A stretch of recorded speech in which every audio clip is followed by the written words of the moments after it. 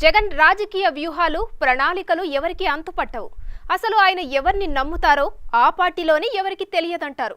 పేరుకి చుట్టూ పదుల సంఖ్యలో సలహాదారులున్నా ఆయన ఎవరి సలహా స్వీకరించరని, తాను అనుకున్నదే చేస్తారంటారు. ఒక్క ముక్కలో చెప్పాలంటే ఆంధ్రప్రదేశ్ మాజీ ముఖ్యమంత్రి సీతయ్య లాంటి వారని వైసీపీలో చెప్పుకుంటారు. ఎవరి మాట వినని ఆయనకు అంతమంది సలహాదారులు ఎందుకో అని పార్టీ వర్గాలే ఆశ్చర్యం వ్యక్తం చేస్తుంటాయి. సీఎంగా పాలన, పార్టీ వ్యవహారాల్లో అదే రూటు ఫాలో అయిన జగన్ న్యాయస్థానాలు ఇచ్చిన ఉత్తర్వులను కూడా ఖాతరు చేయకపోతుండడం ఆశ్చర్యం కలిగిస్తుంది.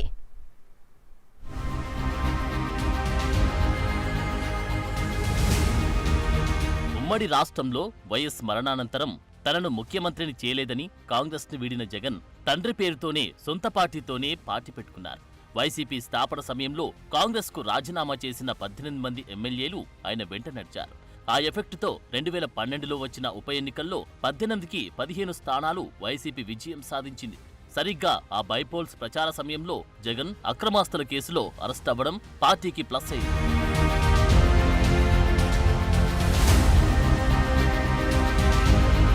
బైపోల్స్ ఫలితాలిచ్చిన జోస్తోనే రాష్ట్ర విభజన తర్వాత జరిగిన 2014 ఎన్నికల్లో ఖచ్చితంగా విజయం సాధిస్తానని జగన్ ధీమా వ్యక్తం చేశారు.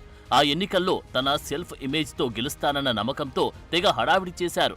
అయితే అప్పట్లో రాజధాని లేకుండా విడిపోయిన ఏపీ వాసులు చంద్రబాబు అనుభవానికి పట్టం కట్టారు. 2019 ఎన్నికల నాటికి జగన్ స్ట్రాటజీ మార్చేశారు. పొలిటికల్ స్ట్రాటజిస్ట్ ప్రశాంత్ కిషోర్ ను ఏపీకి పరిచయం చేశారు. పీకే సలహాల మేరకు సుదీర్ఘ పాదయాత్ర చేస్తూ జనంపై నవరత్నాల హామీలు గుప్పించారు.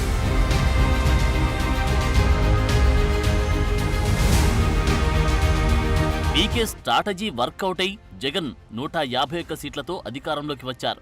పవర్లోకి రాగానే జగన్ కొత్త సాంప్రదాయానికి తెరలేపారు.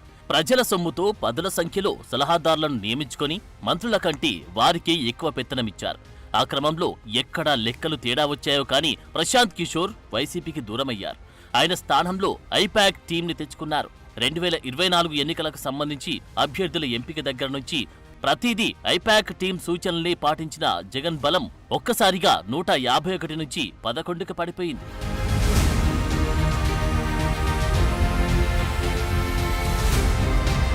అసలు ఎన్నికలకు నెలల ముందే ప్రశాంత్ కిషోర్ వైసీపీ భవితవ్యంపై జోస్యం చెప్పేశారు. అభివృద్ధిని అటకెక్కించి నవరత్నాలే నమ్ముకున్న జగన్ ఘోర పరాజయం పాలవడం ఖాయమని తేల్చేశారు. అయితే ఐపాక్ టీం సలహాలని నమ్ముకున్న జగన్ వాటిని ఫాలో అయి తన గొయ్యి తానే తవ్వుకున్నారు.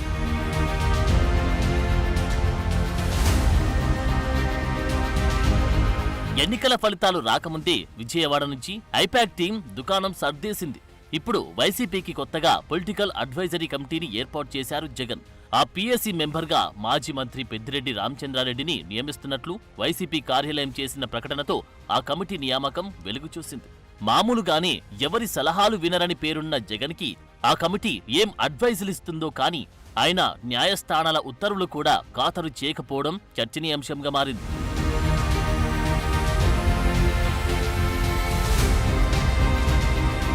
జగన్ మాజీ అవగానే పాస్పోర్ట్ రద్దయిపోయింది.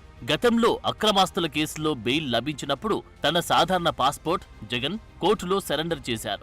ఇప్పుడు డిప్లొమాటిక్ పాస్పోర్ట్ రద్దవడంతో పాస్పోర్ట్ రెన్యువల్ కోసం ఆయన అప్లై చేసుకుంటే ఆ కార్యాలయం ఎన్ఓసీ అడగడంతో ఆయన కోర్టుని ఆశ్రయించారు.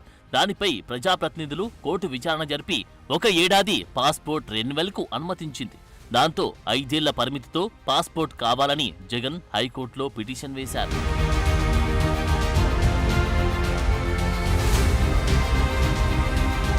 జగన్ కోరిన విధంగా 5 ఏళ్ల రెన్యువల్కు హైకోర్టు ఆమోదం తెలిపింది. దాంతో కుమార్తె పుట్టినరోజు కోసం లండన్ వెళ్లడానికి కోర్టుల అనుమతి తీసుకున్న జగన్ ప్రయాణానికి అడ్డంకులు తొలగిపోయాయని అంతా భావించారు. అయితే జగన్కు 5 ఏళ్ల పాస్పోర్టుకు అనుమతించిన హైకోర్టు కింది కోర్టు ఆదేశాల మేరకు వ్యక్తిగత పూచీకత్తు సమర్పించాల్సిందేనని స్పష్టం చేసింది. అది నిబంధనల ప్రకారం ఆయన స్వయంగా కోర్టుకు వెళ్లి మరీ పూచీకత్తు సమర్పించాలని పేర్కొంది. అయితే జగన్ ఇంతవరకు ఆ పని చేయలేదు.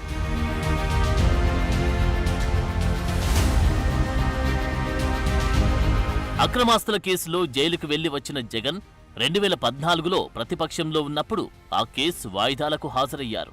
అధికారంలోకి వచ్చాక తనపై కేసుల విచారణకే కాదు కోడికత్తి కేసులో బాధితుడిగా కోర్టుకు హాజరై వాంగ్మూలమివ్వడానికి కూడా ఆయన కోర్టు మెట్లెక్కడానికి ఇష్టపడలేదు.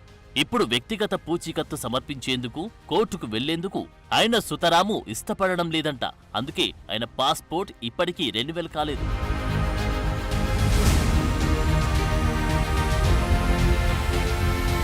కోర్టు తీర్పు వచ్చి రోజులు గడుస్తూ ఉన్నా ఆయన పాస్పోర్ట్ రెన్యువల్ కోసం కోర్టుకు వెళ్లి వ్యక్తిగత పూచీకత్తు సమర్పించలేదు. ఆయన లండన్ పర్యటనకు కారణంగా చెప్పిన కుమార్తె పుట్టినరోజు ఇప్పటికే అయిపోయింది. దీంతో ఆయన లండన్ యాత్ర టూర్ రద్దయినట్లే అంటున్నారు. ఇప్పుడు ఆయన లండన్ వెళ్లాలన్నా మరో కారణం చూపించి మళ్లీ కోర్టు అనుమతి తీసుకోవాలి. అప్పుడు ఖచ్చితంగా ఆయన విదేశీ పర్యటనకు అనుమతి ఇవ్వవద్దని సిబిఐ కోర్టులో కౌంటర్ అఫిడవిట్ దాఖలు చేశారు. మళ్లీ వాదనలు శరామాములే. అప్పుడైనా ఆయన పాస్పోర్ట్ రెన్యువల్ కోసం కోర్టుకు వెళ్లి వ్యక్తిగత పూచీకత్తు సమర్పించాలి. మరి అప్పుడు ఏం చేస్తారో గాని తన మోనోపోలిజంతో జగన్ మాత్రం రియల్ లైఫ్ సీతయ్య అన్న ట్యాగ్ లైన్ సొంతం చేసుకుంటున్నారు.